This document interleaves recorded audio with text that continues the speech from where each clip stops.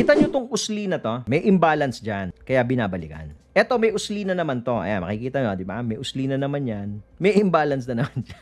So ito, hindi pa to binabalikan. Possible ba na balikan yan?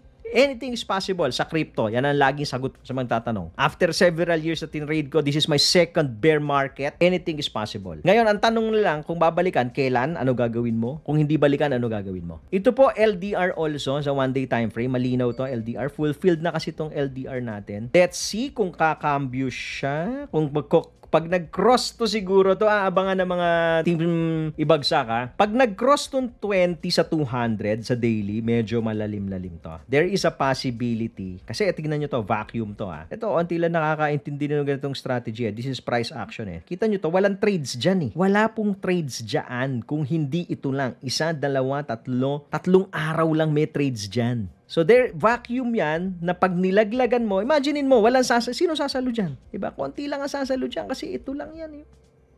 Similar to this. Tignan mo yung tulo. Ang bilis ng tulo, no? Kasi vacuum ito eh. Walang trades dyan sa gitna, oh. Bakante po ito. Kaya ang bilis ng tulo niyan. Yan. Dito moves yan. Follow and like for more updates.